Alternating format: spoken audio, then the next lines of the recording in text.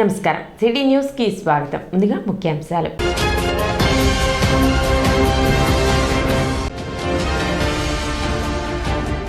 వైకుంఠ ఏకాదశి సందర్భంగా భక్తులతో కిటకిటలాడిన పట్టణంలోని వైష్ణవ ఆలయాలు.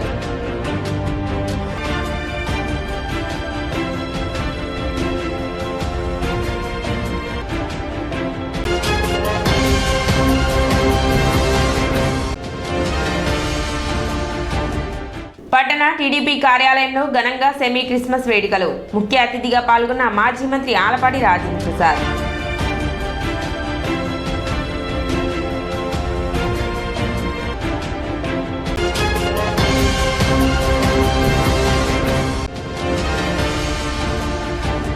పన్నెండవ రోజు కొనసాగిన అంగన్వాడీల నిరవధిక సమ్మె.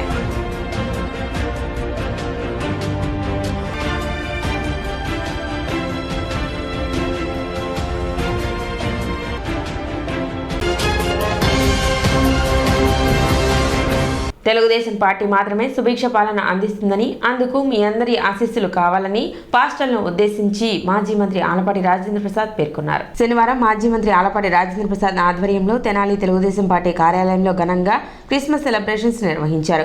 పాస్టర్స్ సెమీ క్రిస్మస్ వేడుకలు ముఖ్య అతిథిగా మాజీ మంత్రి ఆలపాటి రాజేంద్ర ప్రసాద్ పాల్గొనగా రాష్ట్ర టీడీపీ అధికార ప్రతినిధి పిల్లి మాణిక్యారావు ప్రసంగించారు.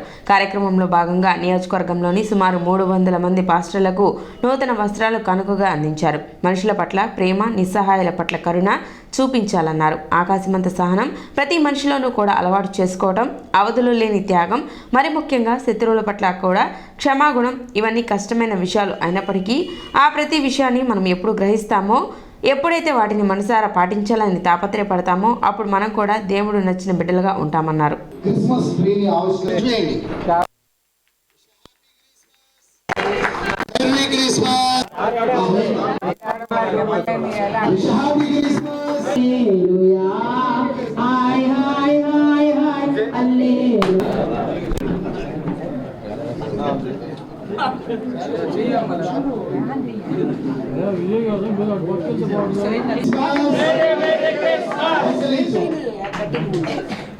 చిన్న ప్రార్థన చేయాలి.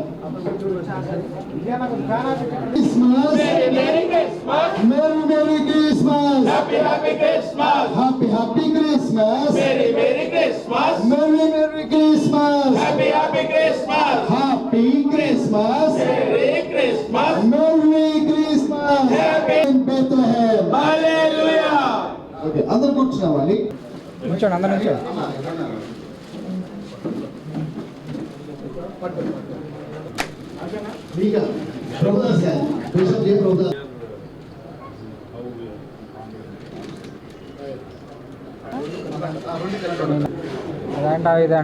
సమాజంలో జరిగే నష్టాన్ని కాపాడగలిగినటువంటి వ్యక్తులు ఎవరయ్యా అంటే హిందుమతంలో ఉన్న ఋషులు కానీ, లేకపోతే స్నానం చేసేవాళ్ళు కానీ, యజ్ఞం చేసేవాళ్ళు కానీ, యాగాలు చేసేవాళ్ళు కానీ, అదేవిధంగా మీలో బిషప్లు కానీ, ఫాదర్లు కానీ, పాస్టర్లు కానీ, లేకపోతే ఇలా ఏ రోల్ అయినా సరే, అదేవిధంగా ముస్లింల్లో కూడా ఇమాములు కానీ, మౌజులు కానీ, వీళ్ళందరూ ఎందుకు అంటే సమాజం బాగుండాలి, సమాజాన్ని కాపాడాలి. దేనికి మనం ప్రార్థన చేసుకుంటాం? స్వస్థత చేకూరడానికి చేసుకుంటాం. ఎందుకు స్వస్థత?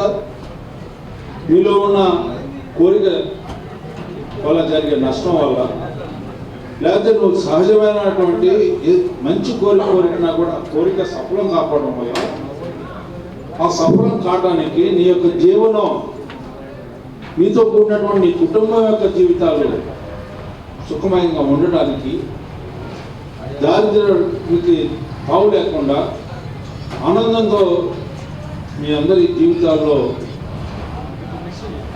ఆనందంగా ఉండేలాగా ఉండాలనే మనం కోరుకుంటాం.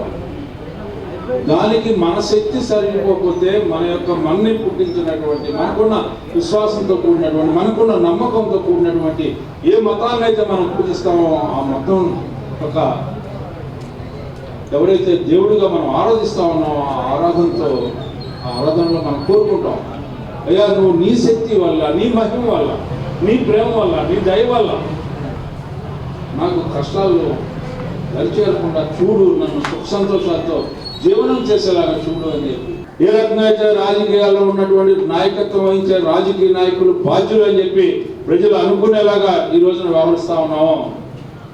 మంచైనా తప్పైనా సరే, ఏదైనా సరే ప్రభుత్వాల్లో ఎవరుంటే వారు ఏ రకంగా బాధ్యులో ప్రజలకి అదే విధంగా దానికంటే ఒక అడుగు ముందుకు వేసి ఆలోచిస్తే ఈ సమాజాన్ని కాపాడవలసినటువంటి బాధ్యత దైవ సహాయకులు ఏ మతంలో ఉన్న ఒకరైనా.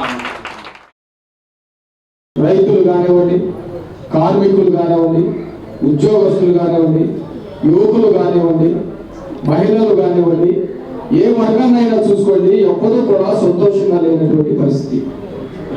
దేవుడు అందరూ సంతోషంగా ఉండాలని ఆశించారు తప్ప ఎవరో కొంతమంది సంతోషంగా ఉండాలని, కొంతమంది బాధపడితే అది నిజమైనటువంటి సమాజాన్ని దేవుడు ఏనాడు కూడా కోరుకోలేదు. వాస్తవానికి సృష్టికర్త యెహోవా దేవుడు, ఆయన నిర్మించినటువంటి వ్యక్తి. ఇక్కడ చాలా మంది ఫాదర్స్ ఉన్నారు, చాలా మంది దైవజనులు ఉన్నారు, వాళ్ళందరికీ తెలుసు. యెహోవా దేవుడు సృష్టికర్త అంటే ఇప్పుడు మన పరిభాషలో నిర్మించేవాడు. మొత్తం శూన్యంగా ఉన్నప్పుడు ఆకాశం కలుగులు కాకంటే ఆకాశం అయిపోయింది, నీరు కలుగులు కాకంటే నీరు అయిపోయింది, సముద్రాలు భూమి కలుగులు కాకంటే అవన్నీ కూడా తయారైపోయింది. సృష్టికర్త అంటే నిర్మించేవాడు. ఆ వెంటనే ఇంకొక సైతాను కూడా పుట్టాడు, వీటినన్నింటినీ నాశనం చేయాలి. దైవ సంకల్పం ఏదైతే ఉండదో, దేవుడు ఏ మనుషుల కోసం అయితే ఈ మొత్తాన్ని సృష్టించాడో ఆ సంకల్పం. వైకుంఠ ఏకాదశి సందర్భంగా పట్టణంలోని వైష్ణవ ఆలయాలకు భక్తులు పోటెత్తారు. తెల్లవారుజాము నుండే భక్తులకు వైకుంఠ ద్వార దర్శనం కల్పించారు. వైష్ణవ ఆలయాలకు వేకువజామునే భక్తులు పెద్ద ఎత్తున క్యూ కట్టారు. పట్టణ నాజర్పేటలోని శ్రీ శృంగేరి, శ్రీ విరూపాక్ష, శ్రీ పీఠపాలిత శ్రీ లక్ష్మీ నరసింహస్వామి దేవస్థానం నందు వైకుంఠ ఏకాదశి సందర్భంగా స్వామివారికి విశేష పూజలు నిర్వహించారు. ప్రత్యేక అలంకారాలతో స్వామివారి ఉత్తర ద్వార దర్శనాన్ని భక్తులకు కల్పించారు. విశేష సంఖ్యలో భక్తులు విచ్చేసి స్వామివారిని దర్శించుకున్నారు.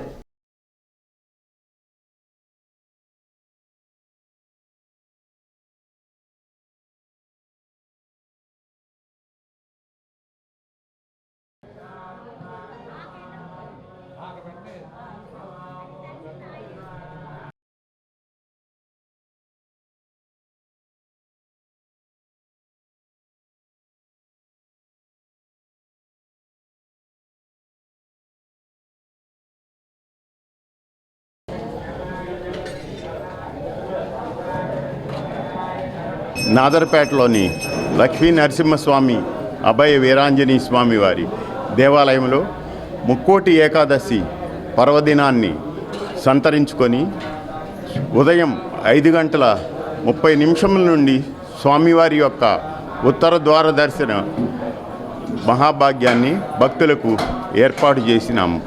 ఈ దేవాలయం తెనాలి నాదర్పేటలో లక్ష్మీ నరసింహస్వామి వారి దేవాలయం 1906లో స్వామివారి యొక్క ఈ విగ్రహ ప్రతిష్ఠ జరిగింది.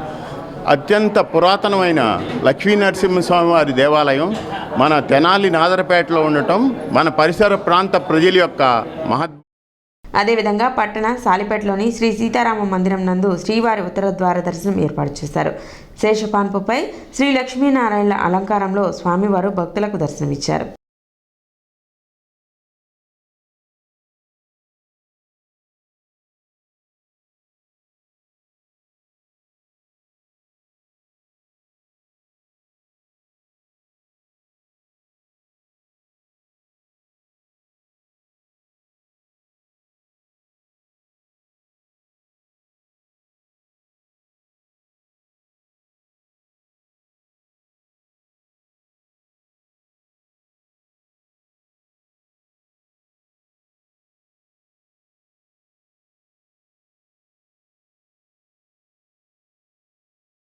సాలిపేట వంకరపూడి స్ట్రీట్లో ఉన్నటువంటి శ్రీ రామ మందిరం ఎప్పుడో దాదాపు 100 సంవత్సరాల కింద నిర్మించేది. ఇది అప్పటి నుంచి కూడా ప్రతి సంవత్సరం కూడా మరి ఇక్కడ వైకుంఠ ఏకాదశి బాగా జరుగుతూ ఉంది.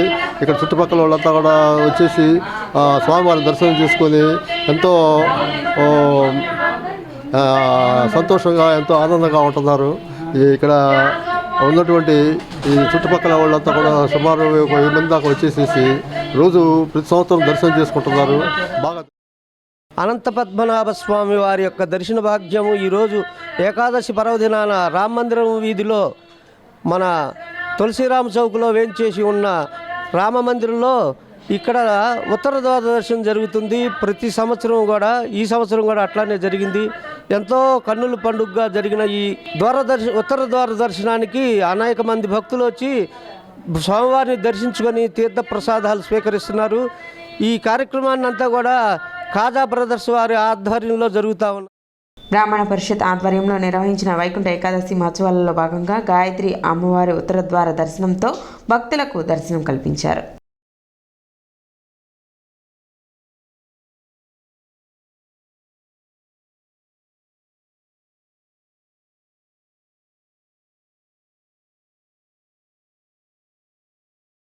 ఈరోజు పరమ పవిత్రమైన ముక్కోటి ఏకాదశి, అదేవిధంగా గీతా జయంతి. ఈ సందర్భంగా తెనాలి ప్రాంత ప్రజలందరికీ కూడా బ్రాహ్మణ పరిషత్తు శుభాకాంక్షలు తెలియజేస్తుంది. యాదేవి సర్వభూతేషు మాతృరూపేణ సంస్థిత, యాదేవి సర్వభూతేషు శక్తిరూపేణ సంస్థిత అని అమ్మవారిని, ఆ తల్లికి ఉత్తరద్వార దర్శనం ఏర్పాటు చేసుకున్నాము.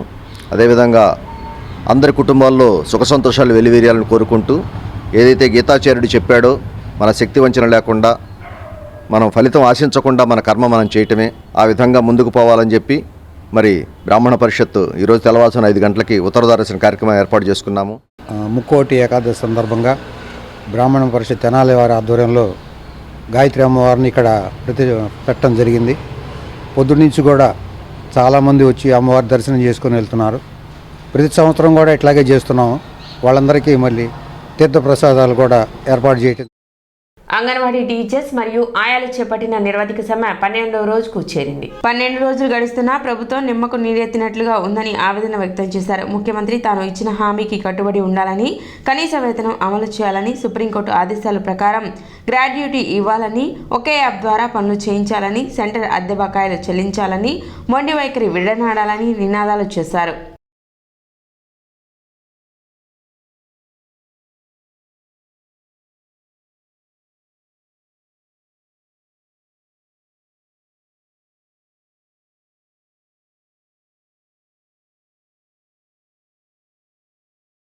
$2.5 లక్షల కోట్ల రూపాయల బడ్జెట్ను ప్రవేశపెట్టే ఆర్థిక స్తోమత గల రాష్ట్ర ప్రభుత్వానికి ఈ కోరికలన్నీ పరిష్కారం చేస్తే సంవత్సరానికి 300 కోట్లకు మించి కూడా ఖర్చు అవ్వదు.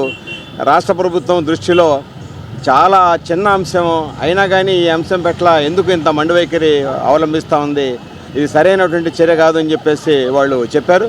అట్లాగే అంగన్వాడీ టీచర్ల వృత్తి ఏదైతే ఉందో, వాళ్ళ సర్వీస్ ఏదైతే ఉందో కూడా ఈ సమాజానికి చాలా అవసరం అని చెప్పేసి ప్రభుత్వం వెంటనే స్పందించి వాళ్ళ న్యాయమైనటువంటి కోరికలన్నీ కూడా పరిష్కారం చేయాలని చెప్పేసి, అట్లా లేని పక్షంలో వాళ్ళు కూడా స్వతంత్రంగా కార్యాచరణకి సిద్ధమవుతామని చెప్పేసి ఇవాళ శిబిరానికి వచ్చి వాళ్ళు మద్దతు తెలియజేయటం అనేటువంటిది జరిగింది. ఇవాళ నుంచి రిలే నిరాహార దీక్షలు ప్రారంభించాం. ఇవాళ ఇదే మా మొదటి స్త్రీ శిశు సంక్షేమ శాఖ మంత్రి గారైన ఉషశ్రీ చరణ్ గారికి మేము ఆ శాఖ కిందకు వస్తాము అనే సంగతి కూడా తెలియనంత దుస్థితిలో ఉన్నాము. ఈ గవర్నమెంట్ అంత దుస్థితిలో ఉంది. అది మాకు అర్థం కాకుండా ఇప్పటి వరకు ఆమెకు తెలియదంట మేము ఆమె డిపార్ట్మెంట్ కిందకు వస్తామనేది సంగతి, ఆ శాఖ కిందకు వస్తామనే సంగతే తెలియదంట. ఆమెకి ఇప్పుడే తెలిసిందంట. ఇప్పుడే ఆమెకి తెల్లారి ఇప్పుడే మేము మీ సంగతి తెలీదు మాకు, ఇప్పుడే మాకు తెలిసింది, నేను మీ సమస్యలు పరిష్కారం అయ్యేలాగా చూస్తాను అని చెప్తుంది. మేము ఇన్ని రోజుల నుంచి ఈ నిరవధిక సమ్మె చేస్తున్నా కానీ ఆ విషయం ముఖ్యమంత్రికి తెలియకుండా ఉంటుందా అనేది మాకు అర్థం కావటం లేదు. ఇంత కష్టపడి మేము ఈ ఉద్యమాలు చేస్తుంది, మాకు ఆకలి తీరక మాకు అన్యాయం జరుగుతుంది అనే భావంతో. ఇప్పుడు చిన్న విరామం.